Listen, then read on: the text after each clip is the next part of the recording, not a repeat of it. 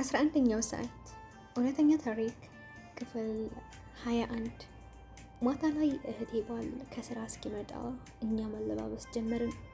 እሱም ከስራ በዛው ወደ ቤት ገባና ለባብሶ መጣ አለ። ወደ ተባለ ሆቴል አመራን። በጠረጴዛ ዙሪያ ቤተሰብ ተሰብስበን ቁጭ አለን። እኔና ማሂ ጎን ለጎን፣ እህቴና ባሏ ጎን ለጎን፣ አባቴና እናቴ ጎን ለጎን፣ አቶ ሳሙኤል ከሁላችንም ፊት ለፊት ነገር ብቻቸውን ቁጭ አሉ። እራታችንን በላን። ከዛ ሁሉንም የየራሳቸው መጠጥ አዘው መጠጣት ጀመሩ። ማሂ ሞቅ እያላት ሲመጣ እኔ ላይ መለጣጠፍ ጀመረች። እናቴም የአባቴ ትከሻ ውስጥ ሽጉጥ አለች። እህቴና ባሏ ብቻ እንዲሁ ቁጭ ብለው እኛን መስተዋል ጀመሩ። ማሂ እንኳንም መጠጥ ጠጥታ እንዲሁም እንባ ይቀድማታል። ቁጭ ብለን እየጠጣን አባቷን አየችን ነው። ይህኔ እኮ ለእኔ ብሎ ሳያገባ ሌላ ሴት ጋር ሳይሄድ ብቻውን ባይኖር ኖሮ አሁን ብቻውን አይቀመጥም ነበረ፣ እሱም የሚያቅፋት ሚስት ትኖረው ነበረ ብላ ለቀሰች። አቶ ሳሙኤል አብረዋት እንባ እየተናነቃቸው አይ ልጄ፣ አሁን አንቺ በሱ እቅፍ ውስጥ ሳይሽ ከአንቺ በላይ እኔ ደስ እንዳለኝ ብታውቂ እንደዚህ አትይም ነበረ ልጄ።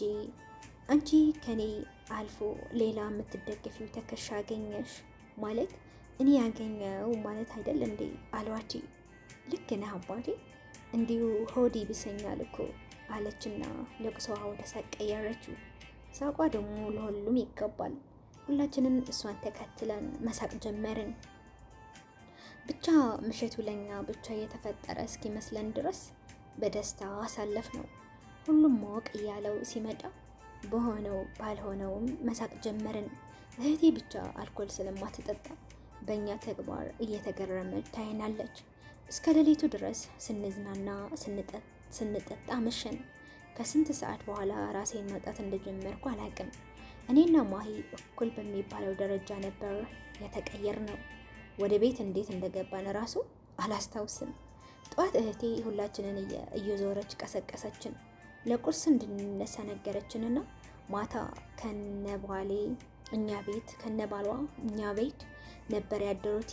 እኔና የእህቴ ባል ሶፋ ላይ ነበር ያደር ነው። የሌሎቹ አላቅም።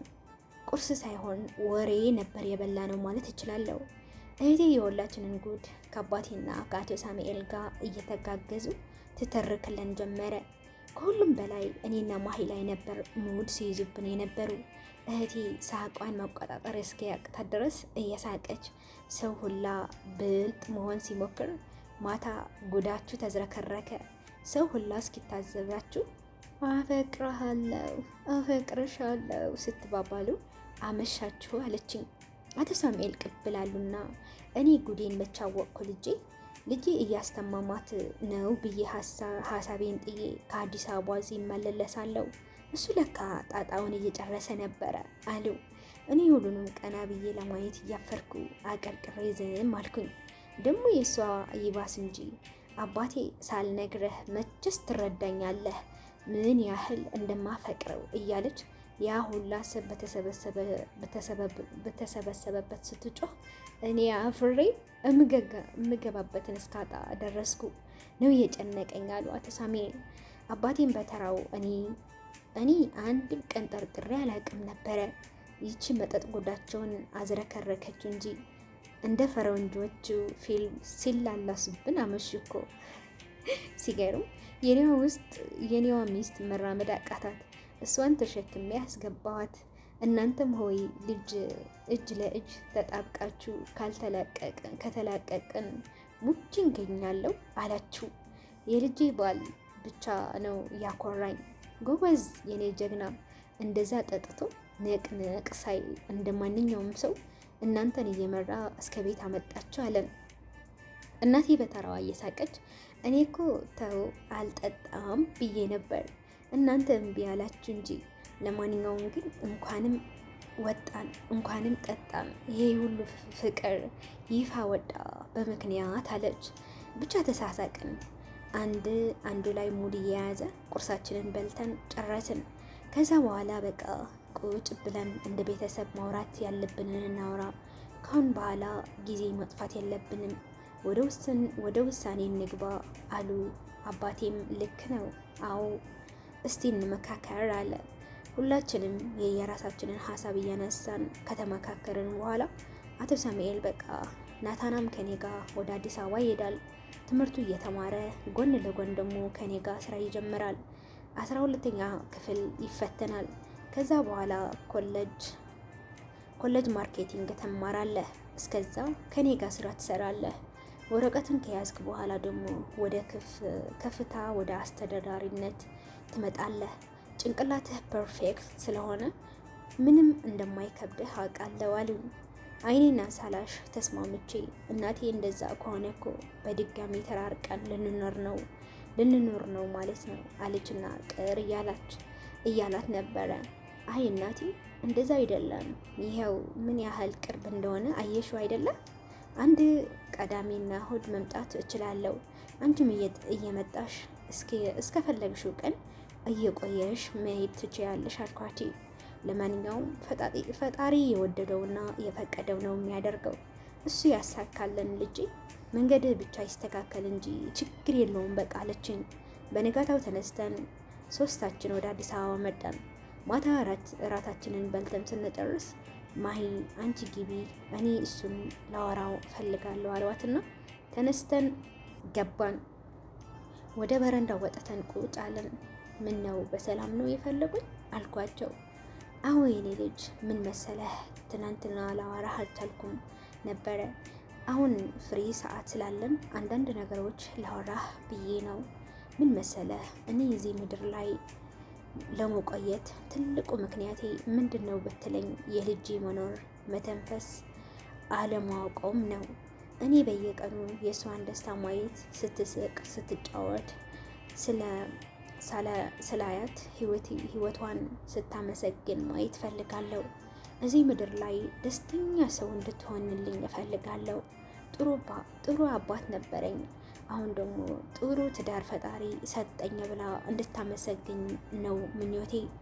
ጥሩ ባል ስለመሆንህ አልጠራጠርም፣ ግን የሰው ፍጹም የለውም። ብቻ ግን አደራ የምልህ ነገር ቢኖር በቃ ለልጄ ባልም ወንድምም ዘመድም ሆንላት።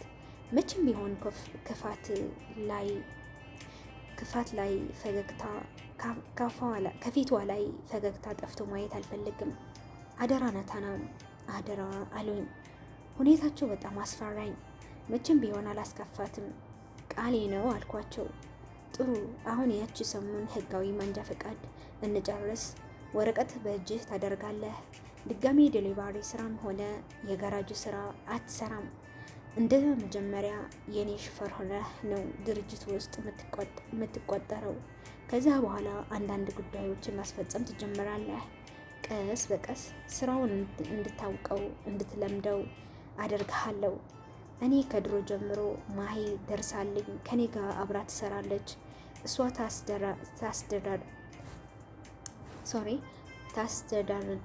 ታስተዳድረዋለች ብዬ ነበር ምጠብቀው፣ ግን እንደምታየው እሷ ፍላጎት የላትም።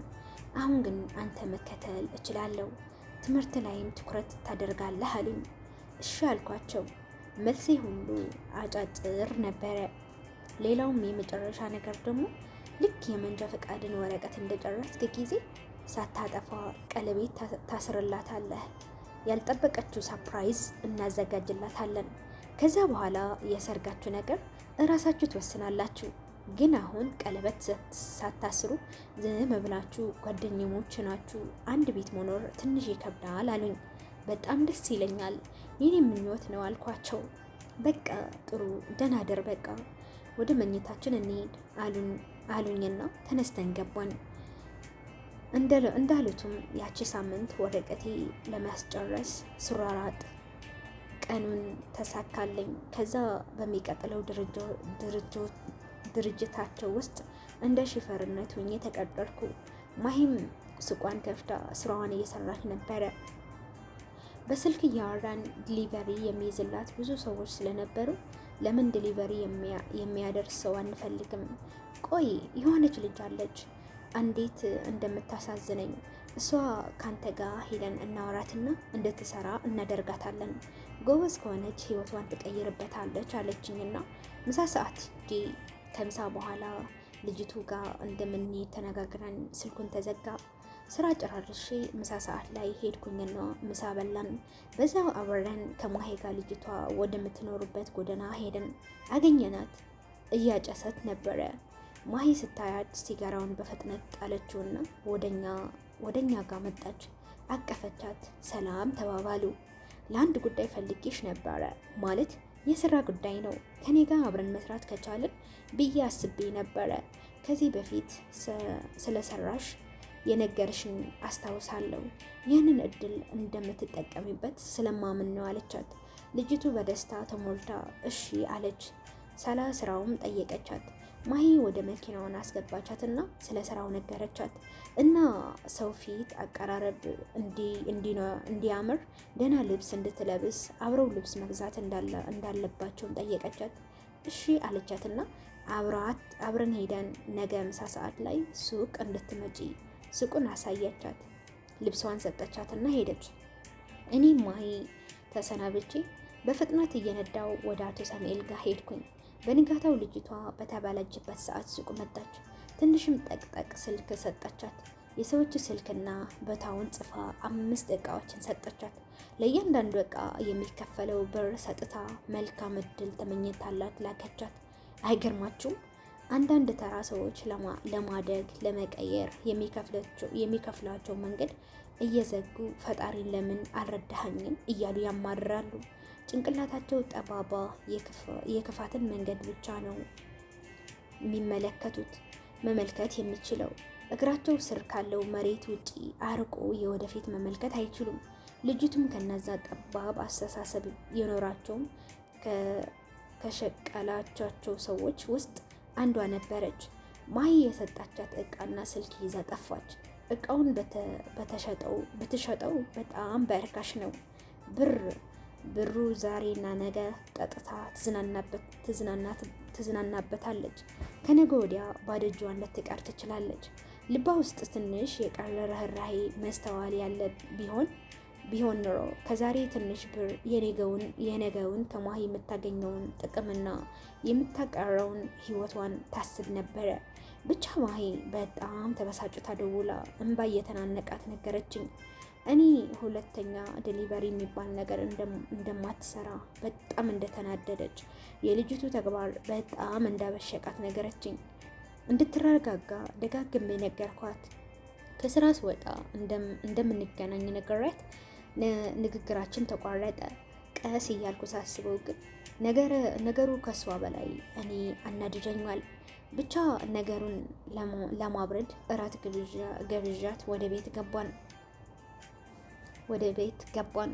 11ኛው ሰዓት ክፍል 21 ይህንን ይመስል ነበረ። እንደወደዳችሁ ተስፋ አደርጋለሁ።